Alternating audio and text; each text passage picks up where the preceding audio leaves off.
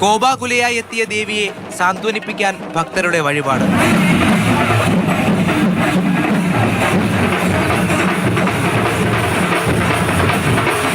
വാഴത്തടയിൽ കൊതുമ്പ് പന്തം കത്തിച്ച് തീനാളത്തിന്റെ വെളിച്ചത്തിൽ ആനന്ദ നൃത്തം ചവിട്ടിയാൽ ദേവിയുടെ കോപമുറയുമെന്ന വിശ്വാസം.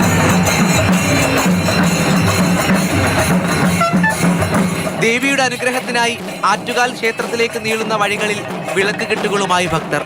നമ്മൾ മനസ്സിൽ എന്തെങ്കിലും ഒരു ആഗ്രഹം പറയുമായിരിക്കും, അത് നിറവേറ്റി തരുമ്പോഴത്തേക്കും ഒരു വിളക്കേട്ട് നടത്തിക്കാന്നുള്ളത് നമ്മൾ പ്രാർത്ഥിക്കും. ഇവിടെ ഇപ്പം ശരിക്കും ഒരു 30-40 എണ്ണം ഒരു ദിവസം വരും.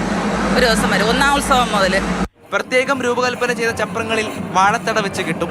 ദേവിയുടെ ഇഷ്ടപുഷ്പങ്ങളായ ചുവന്ന ചെമ്പകം, താമര, താഴമ്പൂ എന്നിവ കൊണ്ട് അലങ്കരിക്കും. അകമ്പടി സേവിക്കുന്ന താളത്തിന് പോലും അർത്ഥങ്ങളുണ്ട്.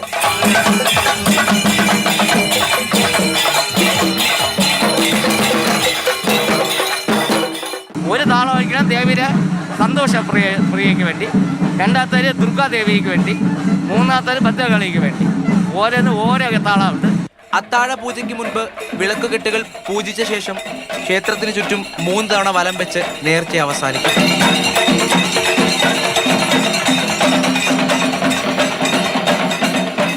ക്ഷേത്രാങ്കണത്തിൽ നിന്ന് മടങ്ങുന്നവരിൽ വിളക്കുകെട്ടുകൾ സമർപ്പിക്കാൻ സാധിച്ചല്ലോ എന്ന ആത്മസംതൃപ്തിയാണ് ബാക്കി.